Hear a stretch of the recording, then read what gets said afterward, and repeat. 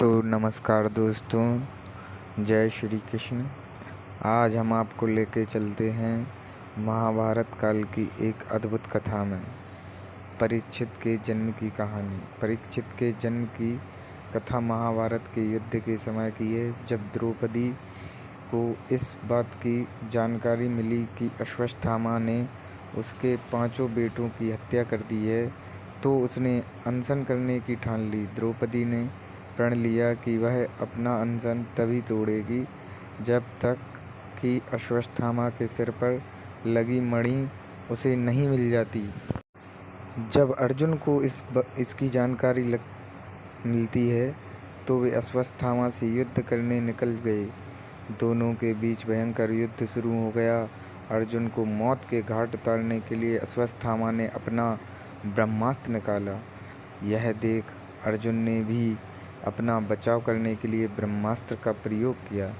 तभी वहां नारद और ऋषि व्यास पहुँचे और उन्होंने ब्रह्मास्त्र का इस्तेमाल करने से मना किया। इसके बाद अर्जुन ने अपना ब्रह्मास्त्र वापस कर लिया, लेकिन अश्वत्थामा ने ऐसा नहीं किया। दरअसल अश्वत्थामा 5 पांडवों के कुल को नष्ट करना चाहता था, इसलिए उसने अपने ब्रह्मास्त्र की दिशा बदलकर अभिमन्यु की पत्नी, जो कि गर्भवती थी, उसकी ओर कर दिया। इस पर भगवान श्री कृष्ण ने कहा, अभिमन्यु की पत्नी उत्तरा को परीक्षित नामक बेटे के जन्म का वरदान मिला है, इसलिए वह जरूर जन्म लेगा। अगर वह मरा हुआ भी पैदा हुआ तो मैं खुद उसे जीवन दान दूंगा और यह बड़ा होकर एक महान सम्राट बनेगा, जबकि तुम 3000 वर्ष तक इस पाप को ढोते रहोगे। साथ ही हमेशा तुम्हारे खून से बदबू आती रहेगी और वह ऐसे ही बहता रहेगा। यही नहीं, तुम हर प्रकार की बीमारियों से घिरे रहोगे। इसके बाद अर्जुन ने अश्वत्थामा को रस्सी में बांधा और द्रौपदी के पास ले आया। अश्वत्थामा की हालत देखकर द्रौपदी को दया आ गई और उसने अर्जुन से उसे छोड़ने की अपील की। मगर भगवान श्री कृष्ण ने ऐसा नहीं होने दिया और उन्होंने अर्जुन को आदेश दिया कि उसके सिर से मणि निकाल ले और द्रौपदी को दे दे। इधर ब्रह्मास्त्र के घर में जाते ही उत्तरा को तेज दर्द होने लगा। यह देख भगवान श्री कृष्ण ने अपना छोटा रूप धारण किया और उत्तरा के घर में दाखिल हो गए। कृष्ण का छोटा रूप एक अंगूठे के बराबर ही था। वे शंख, चक्र, गदा और पद्म सब कुछ धारण किए हुए थे। उत्तरा के घर में अश्वत्थामा द्वारा छोड़े गए ब्रह्मास्त्र की आग को शांत कर रहे थे। वहीं घर में पल रहा बालक उन्हें देखकर हैरान था कि मेरी माँ के घर में यह कौन घुस गया है। कुछ समय बाद उत्तरा ने अपने बच्चे को जन्म दिया, लेकिन वह मृत पैदा हुआ। यह देख वह रोने लगी।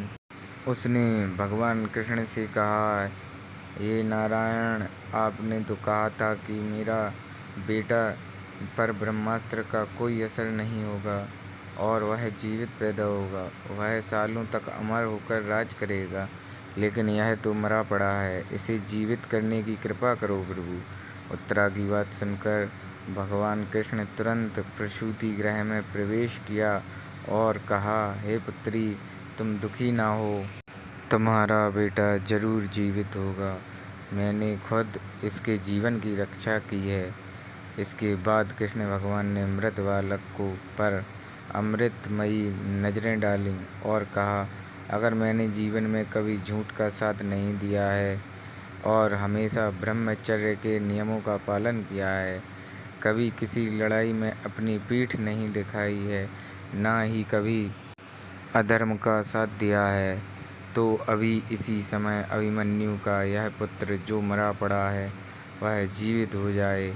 इतना कहने के बाद श्री कृष्ण ने जब उस मृत बालक पर अपना हाथ डाला तो वह जीवित हो गया और रोने लगा। इसके बाद भगवान कृष्ण ने ब्रह्मास्त्र को वापस ब्रह्मलोक भेज दिया। यह चमत्कार देख सभी स्त्रियां आश्चर्यचकित हो गईं। इसके बाद भगवान श्री कृष्ण ने अभिमन्यु के पुत्र का नाम परीक्षित रखा। इसके पीछे का कारण था कि वह बालक कुरुकुल के नाश होने पर जन्मा था।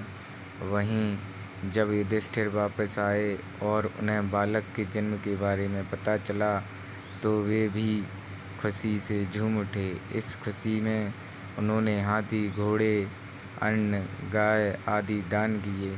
इसके बाद उन्होंने ज्योतिष को बुलाया और बच्चे के भविष्य की जानकारी ली। इस पर ज्योतिषी ने कहा, वह बालक प्रभु श्री कृष्णचंद्र का भक्त कहलाएगा। यह एक धर्मी, यशस्वी, पराक्रमी व दानी होगा। ज्योतिष के आगे बताया कि जीवन में एक ऋषि का शाप पाकर गंगा के तट पर यह श्री सुखदेव से आत्मज्ञान की प्राप्ति करेगा। ज्योतिष की बात सुनकर युधिष्ठिर खुश हुए और उन्हें दक्षिणा देकर वहां से विदा कर दिया। इस कहानी से दोस्तों तो फिर हमें क्या सीख मिलती है? इस कहानी से हमें यह सीख मिलती है कि कभी भी किसी कार्य को छल कपट के साथ नहीं करना चाहिए। इससे हमारा बुरा ही होता है।